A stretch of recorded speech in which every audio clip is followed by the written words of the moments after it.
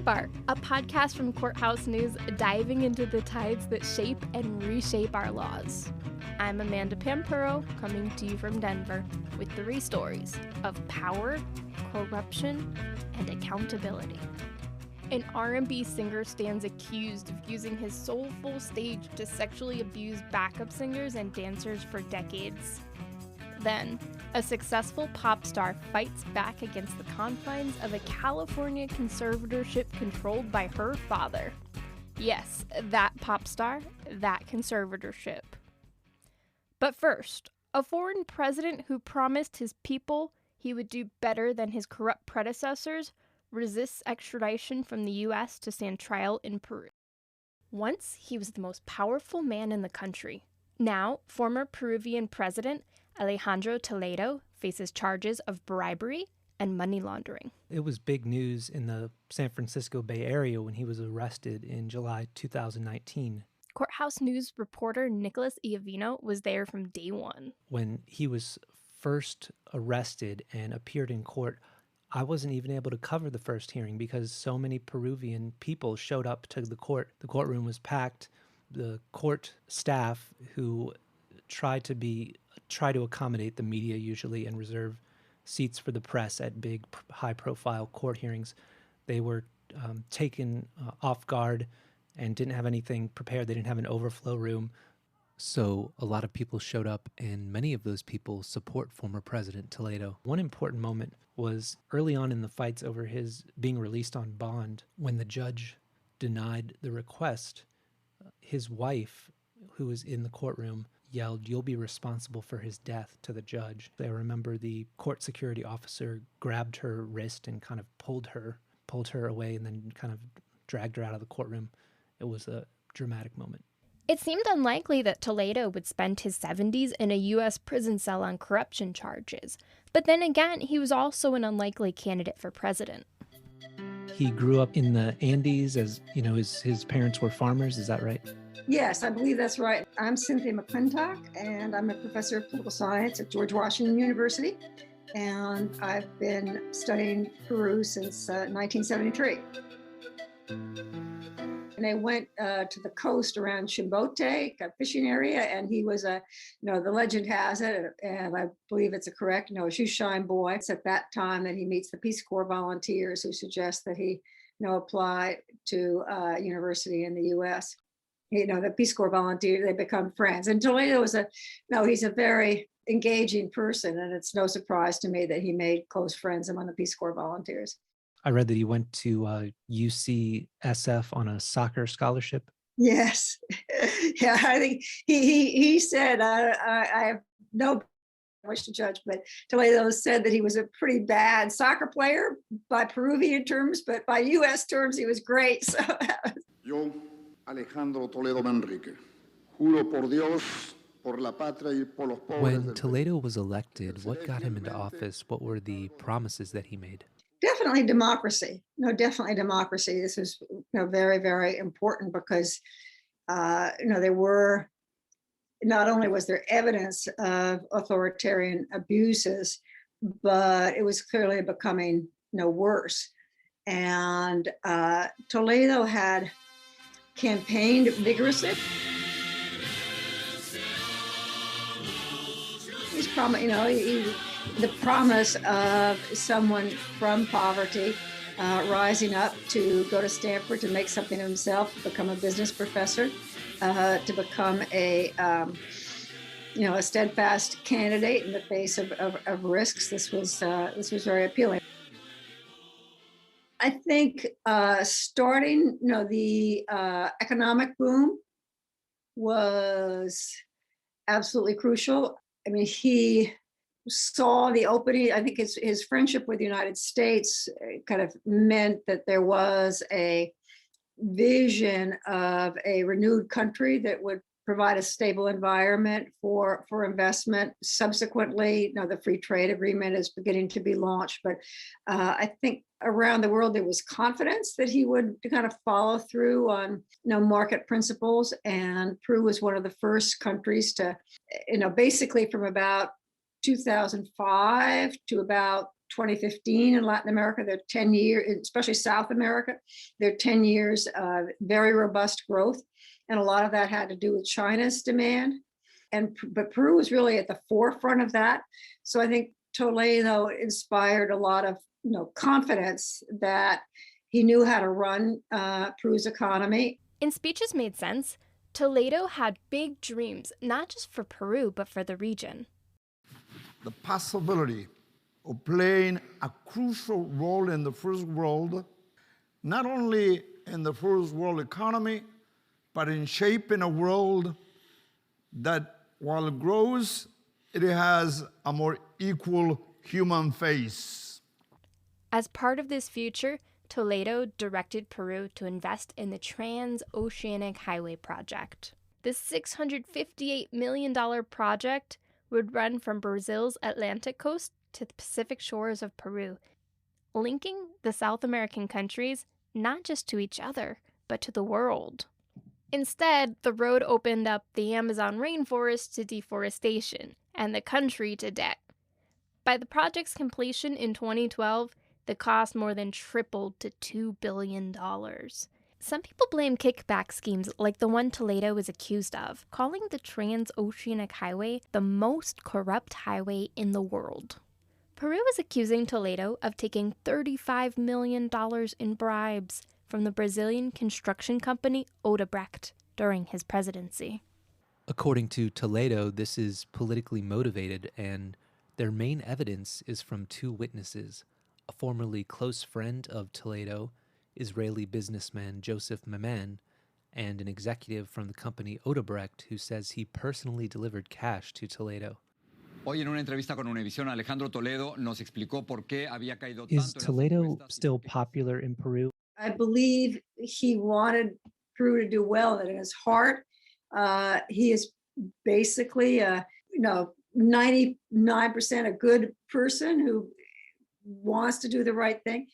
That said, there are long-standing norms of corruption in Peru and most developing Latin American countries. Is this issue of taking cuts on infrastructure projects. I mean, it would be too nice to say he made just one mistake, because this was a lot of money, but it wasn't setting a pattern so much as maintaining a pattern or not breaking a pattern. I think it was something that virtually every president did, that to a certain extent some presidents felt they had to do in order to keep their party together and to kind of maintain loyalties. So again, I would say it was just not breaking with the past and saying I can do better and this is wrong, but saying I'm just going to do what every other president has done and let go in with that flow. And that was very, very sad. If it's true, and again, I have to emphasize that I'm not privy to this actual evidence. The U.S. legal system does not take lightly to the argument that everybody does it. Even though it's not their case, this is the Peru government who wants him charged. They are acting very much like that he's their target, I suppose. They fought against him getting a public defender. They said he was hiding money. They said his wife was hiding $1 million in assets and that he should not have had a government-funded public defender. They fought against him being released on house arrest. They fought against him having better conditions in jail. So, I mean, I guess that was surprising to me, is how aggressive the U.S. prosecutors were in this case. Under what circumstances would Toledo be sent back to Peru? Basically, the standard is a probable cause standard. The judge has to say, is this evidence that Peru has produced show that there is enough evidence to charge him, that there is probable cause that this person can be charged with these crimes? I think these are important decisions. The U.S. has to honor its treaties. But in my own reviewing of the documents and evidence against Toledo, it looks pretty strong. In that there are witnesses, there's evidence of the money going to different accounts, evidence that he got at least $500,000. And according to the government, the other money was used to purchase a home and an office for his benefit, though he says that those purchases were not made for him, that they were to benefit my man. So All of the arguments they're making are the kinds of things that traditionally are tested at trial that would not be a basis to deny probable cause to charge someone. So I think they have an uphill battle. I think it's going to be difficult for him to defeat these charges. The U.S. court does not decide whether Toledo is guilty. But on September 28th, Magistrate Judge Thomas Hickson deemed the evidence strong enough to support the charges and ordered Toledo be sent back to Peru to stand trial. The next question is where Toledo goes from here. Does he climb back up that unlikely mountain, or does his fall from the top continue?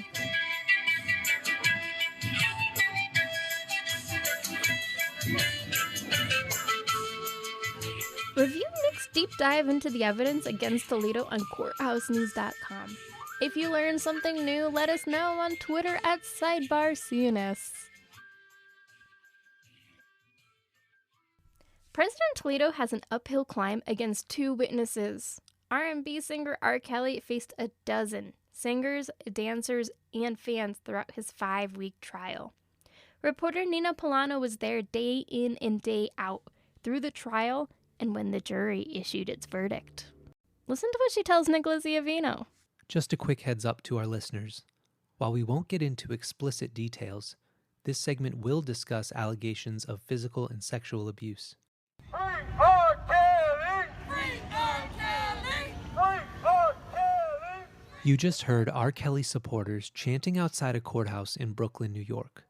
The 54-year-old singer, best known for songs like I Believe I Can Fly and Bump and Grind, was recently convicted in a federal racketeering trial. A 12-member jury found the R&B superstar ran his music recording business like a criminal enterprise, which he used to prey on young women and underage girls. On September 27th, after a 5-week trial, a jury found Kelly guilty on all counts. Before that verdict came in, I spoke with Courthouse News reporter Nina Polano, who covered the trial every day. Here's our conversation. Hi, Nina. Thanks for joining us. Hey, Nick. Good to be back. So you last checked in with us in July, before the R. Kelly trial got underway. Can you remind us what charges the singer is facing? Right. So in Brooklyn, the top count against R. Kelly is a racketeering charge, and that has 14 acts that are charged within it, including coercion and enticement of minors to commit illegal sex acts. Some of those are related to the Mann Act.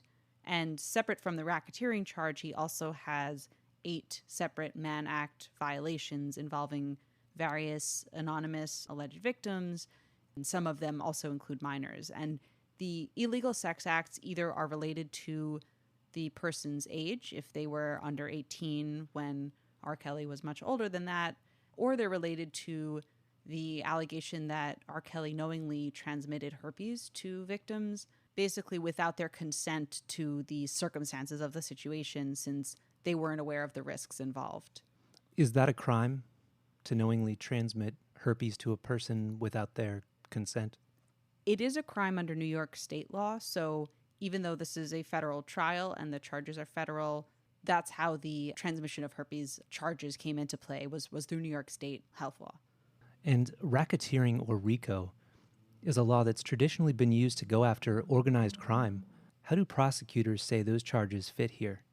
That's true, and it's a good question because this has been the focus of a lot of the defense attorney argument, both during trial, and I've spoken to some of R. Kelly's former attorneys who really don't believe that the inner circle of employees and friends of R. Kelly that are kind of alleged as making up the enterprise, they don't believe that it's really a fit in this case. RICO has historically been used to go after, as you mentioned, organized crime, drug cartels, and mob associated families. And there's been a lot of discussion about, we even R. Kelly supporters who've been at trial sort of feel that charging one person as running an enterprise doesn't make sense. One man ain't no enterprise. One man ain't no enterprise. The government needs to start telling lies. The government needs to start telling lies. It is interesting, and it is somewhat unusual that R. Kelly is charged alone with running an enterprise. There are not co-conspirators, there are not co-defendants in this case. He's the sole person charged, and yet the government's case centers on the idea that he had all of these people working for him, helping him commit crimes. And the jury charge that the judge gave was very clear that in order for something to be an enterprise, it doesn't need to follow a specific hierarchy or a structure or have decisions made in a certain way. It can be rather loose. It's rather loosely defined under the law. The government does not allege that a criminal enterprise existed. They allege that an enterprise existed that helped R. Kelly commit crimes. What kind of evidence has the prosecution put forward to make its case here? The bulk of the evidence has been testimony at trial. We have heard from 45 witnesses over more than a month of testimony. It's been a long haul, and a lot of those people are either accusers or employees, former employees of R. Kelly.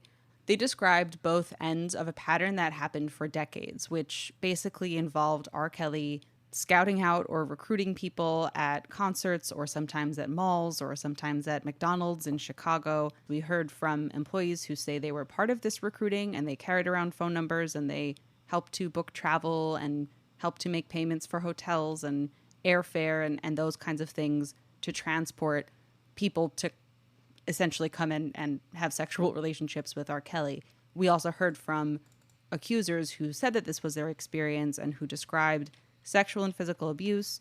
They described being held to really strict rules while they were staying with R. Kelly, like having to greet him and stand up every time he walked into the room. I think every accuser or near that said they were required to call him daddy. We also saw evidence of a lot of these allegations. So we saw plane tickets and we saw phone records. The government did bring in hundreds of documents and pieces of evidence to sort of support these stories that we were hearing in court. I understand there was testimony on how R. Kelly exerted control over his alleged victims. What did witnesses have to say about that? Multiple victim witnesses talked about being required to ask R. Kelly for permission to do pretty much anything, either directly or through one of his associates who would have to get confirmation from him that the guest or girlfriend was allowed to go to the bathroom, eat, leave the room or the tour bus that they were staying in. And we saw text messages sort of supporting that story. What's been the strategy for R. Kelly's defense team in fighting these charges? Throughout cross-examination and again in closing arguments, the strategy was really to suggest that the abuse that was being alleged simply had never happened. Repeatedly, attorney Deborah O'Canick asked victims sort of why they had stayed in this relationship, or rather confirmed that they had stayed in this relationship despite what they were saying had happened to them. He asked about whether they participated in the documentary Surviving R. Kelly that sort of spurred these charges. He asked how much money they got for participating in that documentary. And he sort of brought home that point in his closing arguments where he mentioned Surviving R. Kelly and then suggested that these accusers were surviving off of R. Kelly and really were just looking for a payout once the relationship that they were in, that the defense attorneys say was all consensual, once those relationships had ended. What were the allegations related to the late R&B singer Aaliyah, and how did they come into the trial? The charge against R. Kelly related to Aaliyah is that he bribed a public official in order to get a fake ID so that he could marry her when she was 15 years old and R. Kelly was 27, because he believed that Aaliyah was pregnant at the time. So, of course, Aaliyah passed away 20 years ago and wasn't there to testify, but we also heard from another accuser who said that she saw R. Kelly engaged in a sexual act with Aaliyah when she was no older than 14 years old. So these accusations go back to the early to mid-90s. If they're true, how did R. Kelly get away with it for so long? Yeah, I think that really speaks to the kind of cultural reckoning that's happened alongside the legal charges that have been brought against R. Kelly in recent years. And the government has certainly made the point that this is the kind of pattern of abuse that existed and was allowed to exist in plain sight. And again, they made the point that these crimes happened, this abuse happened because R. Kelly had help, because he had this inner circle, he had, you know, the fame and money that afforded him the power to hire people, to keep them close, to at times threaten them so that they stayed loyal to him or insist that they'd pick a side if it seemed like they might dissent, and really just used that power to act with impunity, as the government argued for decades.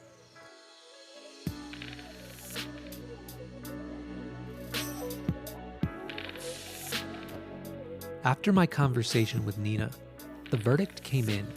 It happened a lot more quickly than expected, after less than 2 days of jury deliberations. I caught up with Nina one more time to get an update on the case after R. Kelly was found guilty on all counts. Hi, Nina. Hello again. So we're catching up again after just a few days. Were you surprised how quickly the jury reached a verdict? You know, it was hard to get a really clear sense of the jury, in part because they were kept anonymous and partially sequestered, so we didn't see much of them throughout trial. We were in an overflow room, so couldn't see how they reacted to the evidence. But the fact that after 9 hours, given the 6 weeks of testimony and all the information they had to go through, the amount of time it took, to me, suggests that there wasn't too much disagreement. What's been the reaction of R. Kelly's lawyers and the prosecutors and the victims? I was able to catch up with R. Kelly's lawyers right after the verdict was read, and his lead defense attorney, Devereaux Canick, told me that not only was he disappointed in the verdict, but he was more disappointed in the prosecution for bringing these charges in the first place. He repeated, as he did in arguments, that there were inconsistencies in the witness testimony that he felt should have invalidated this case. They cherry-picked a version and ran with that version. They totally ignore the inconsistencies that all of these witnesses gave in their debriefing. They tried, and I guess they successfully did it, was to massage it. But it's a situation wherein I don't know if I'm more disappointed in the juror's verdict or the government's action in this case. Prosecutors spoke outside of court and really talked about the significance of this legal proceeding sort of in the cultural context and what it means for people who are victims, people who may feel voiceless, getting some sense of justice. And the acting U.S. attorney in the Eastern District of New York made a comment about how even if it's many years later, the long arm of the law will catch up to you. And that was sort of the theme. In rendering its verdict today, the jury delivered a powerful message to men like R. Kelly. No matter how long it takes, the long arm of the law will catch up with you. What's next for R. Kelly? The judge set R. Kelly's sentencing date for May of 2022. And between now and then, of course, his attorneys may file a motion to overturn the conviction. His attorneys have already suggested that they'll plan to appeal, which would be something that happens, later down the road. In this trial, there were 9 counts against him, and each carried a possible sentence of 10 or 20 years. So he's looking at potentially decades in prison, potentially life in prison, based just on the charges in New York. Regardless of what happens in Brooklyn, he faces state and federal charges still in Chicago and in Minnesota and a few other investigations. So it's really just the beginning, not the end of a long legal battle for him. All right, well, thanks so much for coming back and updating us on the outcome. Absolutely, thank you. All right, take care. You too.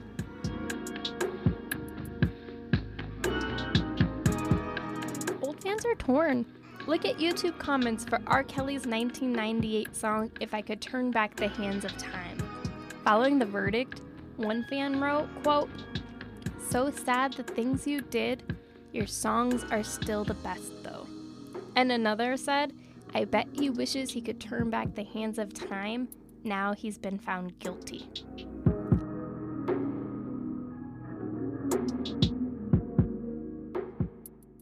Look at videos for Britney Spears songs, and the comments are filled with hopes and prayers for her to defeat her conservatorship. Reporter Bianca Bruno met some of these fans on the courthouse steps outside the pop star's latest hearing.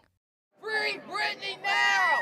Free Britney now! Free Britney now! Free Britney now! Free Britney now! Free Britney now! Free Britney now! Britney Spears is free. After 13 years in a contested conservatorship controlled by her father, Jamie Spears, the pop icon was able to successfully kick her dad out of the legal guardianship, which is set to be terminated later this year. Hundreds of supporters and journalists flocked to the courthouse to witness the historic hearing. And why are you here supporting Britney today? I've become heavily involved in the Free Britney movement over the last 2.5 years or so. You know, as we learned about these allegations of abuse in her court case, we started coming out here and rallying. It was just a dozen of us with pink posters, and to have seen the evolution that now there are hundreds of people here today. The whole world is watching because we're realizing that this court case is quite complicated and unfortunately not just an isolated incident. This is not just a case that affects Britney Spears, it affects the entire probate court system in our country.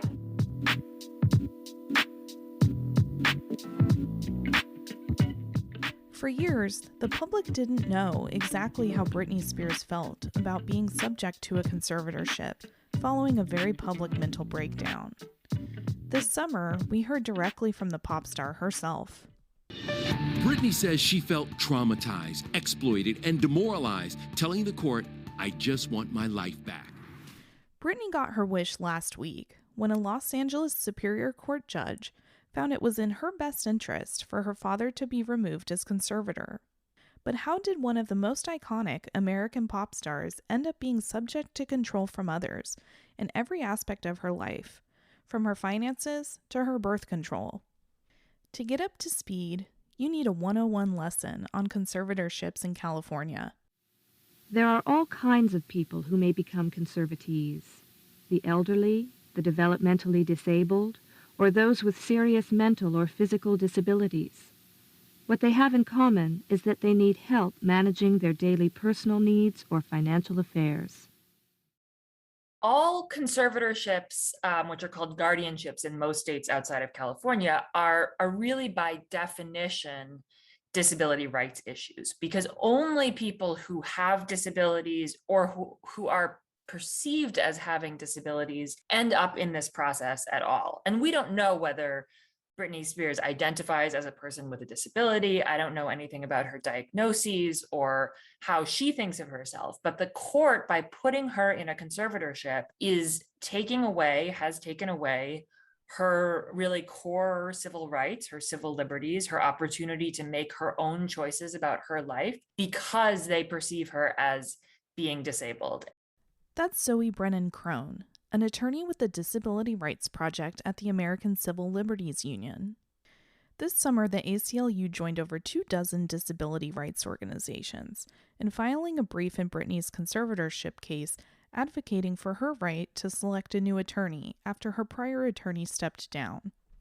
Having the right to an attorney is really critical in these proceedings, and you need to have a lawyer who advocates for your stated interest, who is not overlaying their own views and their own values into their advocacy. And we see that a lot in conservatorship and guardianship cases, that in many cases you don't have a right to a lawyer at all, which is really shocking. That you can lose all of your rights essentially permanently with no lawyer in the room. But even in cases where you do have a lawyer, people often have lawyers who don't take seriously what their client is saying they want. And that appears to have been the case for Britney, who this summer revealed her wishes were not being considered.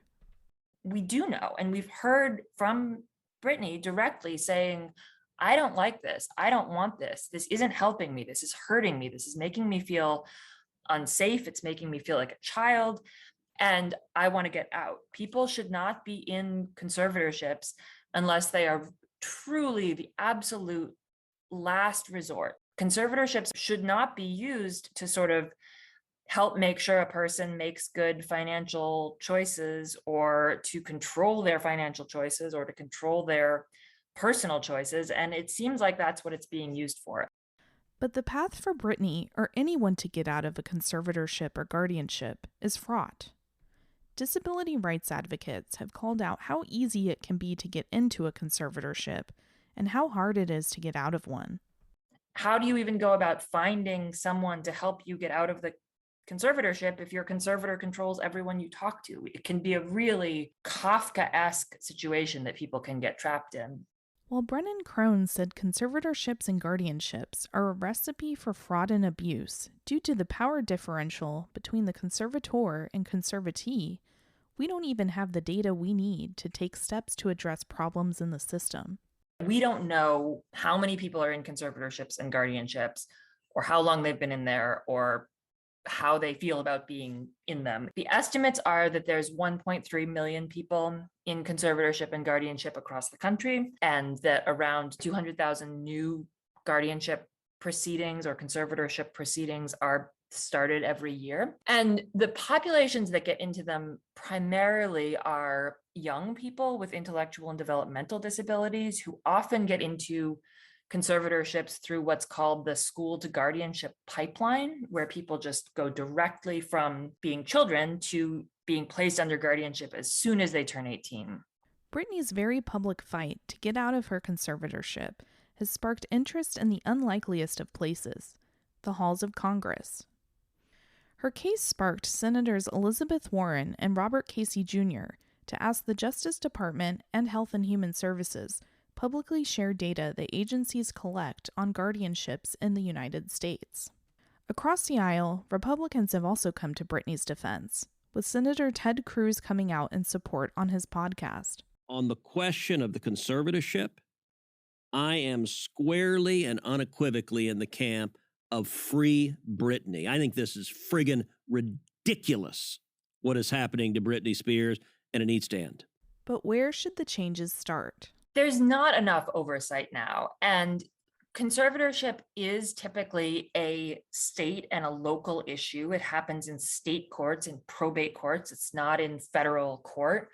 But that said, there's a lot that the federal government and state governments can and should do to expand protections and to fix this system. One of the top fixes disability rights advocates want to see: fewer people in conservatorships and guardianships in the first place. Another really big part of it is reducing the number of people in the conservatorship and guardianship system altogether, so that far, far fewer people ever lose their rights that way, ever get caught in this system, ever come near this system. I think we need a much broader way to divert people out of guardianships who might otherwise be at risk of them, and to support people using voluntary supports to direct their own lives that don't ever end up with court involvement and the loss of civil liberties. Helping people with disabilities create a support network to make life decisions, a concept called supported decision-making, is a skill non-disabled folks are trusted to employ when making big choices.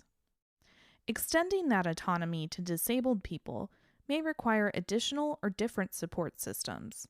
The concept is really that simple, of giving a person with disabilities the opportunity to choose who they want to help them, what they want to help them, make their own choices. And you can do that without court involvement, without loss of your civil liberties. And it actually protects people more because it's giving them autonomy. It's giving people the opportunity to say what they like and what they don't like, and to have that respected.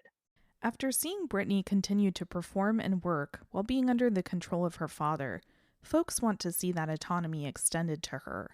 Really, the most striking thing that I see is that her case is actually very similar to cases that we see all the time, that people with disabilities get into conservatorships and guardianships often very easily and find it extremely hard to get out of them. This case is really not an anomaly in a lot of ways. What do we want? Free Britney! When do we want it? Now! What do we want? Free Britney! When do we want it? Now! What do we want? Free Britney!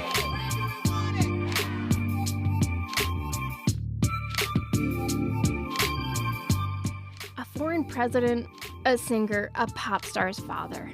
The facts in these cases triggered outrage from a public that loved and trusted them. But these cases also show the system working, embodying that American ideal that even the most powerful will be brought to court for accountability. Thank you for listening! Subscribe to Sidebar CNS on Apple and Spotify so you don't miss the next episode, where we dive into stories of a divided court and a divided nation, from the highest court in the land to the QAnon agenda.